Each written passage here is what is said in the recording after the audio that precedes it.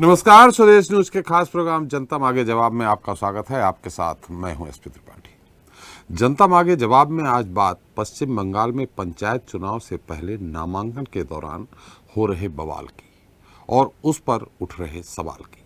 बात टीएमसी और भाजपा द्वारा लगाए जा रहे एक दूसरे पर आरोप प्रत्यारोप की।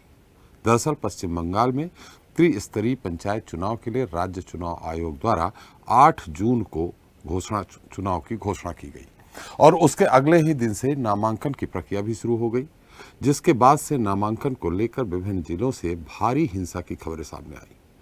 हालांकि आज नामांकन पत्र जमा करने का अंतिम दिन रहा, लेकिन इससे पहले नामांकन दाखिल करने को लेकर विभिन्न जगहों पर सत्तारूढ़ तृणमूल कांग्रेस एवं विपक्षी दलों के कार्यकर्ता आपस में भिड़ते दिखाई दिए और यह सिलसिला नामांकन दाखिल करने से लेकर नामांकन के आखिरी दिन तक जारी रहा। इस दौरान कई विपक्षी नेताओं ने अपने ऊपर हिंसक हमला होने का दावा भी किया है। यहां आपको बता दें कि पश्चिम बंगाल में पंचायत चुनाव के दौरान हिंसा का इतिहास रहा है। 2013 और 2018 के पंचायत चुनाव के दौरान भी हिंसक बवाल की कई घटनाएं सामने आईं। 2013 में जहां पंचायत चुनाव में हिंसा के चलते 39 लोगों की मौत हो गई थी, तो वहीं 2018 में 21 लोग मारे गए थे। इन चुनाव के दौरान बात यदि नतीजों की करें तो पिछले पंचायत चुनाव में 34% सीटों पर टीएमसी निर्विरोध जीती थी।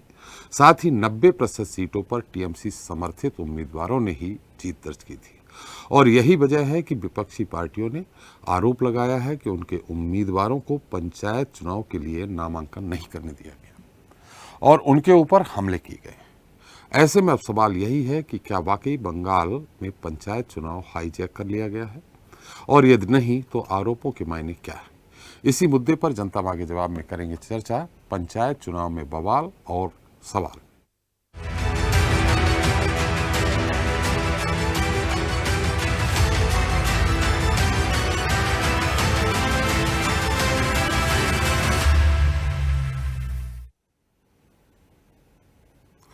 तो पश्चिम बंगाल में पंचायत चुनाव के नामांकन का आज आखिरी दिन रहा। राज्य के अलग अलग जिलों से हिंसा की खबरें आईं, कहीं मारपीट तो कहीं बमबारी तो कहीं गोलीबारी होती रही।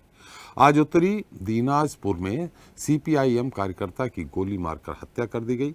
इसके पहले पंचायत चुनाव के नामांकन के पहले ही दिन मुर्शिदाबाद में कांग्रेस कार्यकर्ता की गोली मारकर हत्या कर दी गई थी।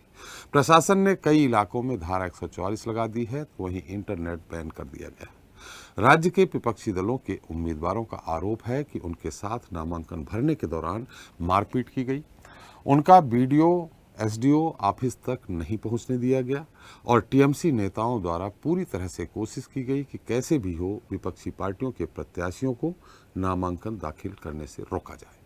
इसको लेकर विपक्षी पार्टियों ने हाई कोर्ट से मांग की थी कि पंचायत चुनाव के लिए नामांकन की तारीख आगे बढ़ा दी जाए। हालांकि हाई कोर्ट ने ऐसा करने से इनकार कर दिया था। अब पश्चिम बंगाल के बवाल पर बीजेपी नेताओं का कहना है कि राज्य में लोकतंत्र खत्म करने का प्रयास किया जा रहा है। पश्चिम बंगाल बीजेपी अध्यक्ष सुशांत मजूमदार और भाजपा नेता शुभेंदु अधिकारी का कहना है कि केंद्रीय बलों को ममता सरकार काम नहीं करने दे रही।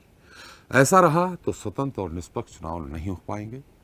भाजपा महासचिव अग्निमित्रा पाल ने पंचायत चुनाव के दौरान हिंसा के लिए राज्य की मुख्यमंत्री ममता बनर्जी को जिम्मेदार ठहराया। उन्होंने कहा कि राज्य के हालात रूस यूक्रेन युद्ध जैसे कर दिए गए। अगर यहाँ जल्द से जल्द केंद्रीय बल तैनात नहीं किया गया तो राज्य में खून की होली खेली जाएगी।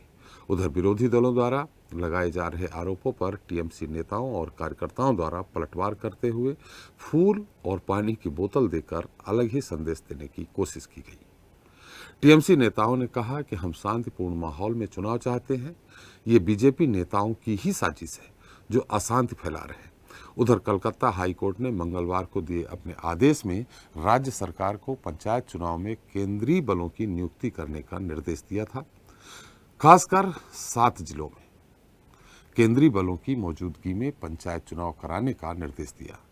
ऐसे में अब पश्चिम बंगाल में जब पंचायत चुनाव की शुरुआत ऐसी है तो आगे क्या होगा, ये एक बड़ा सवाल है, क्योंकि अभी तो मतदान और मतगणना बाकी है।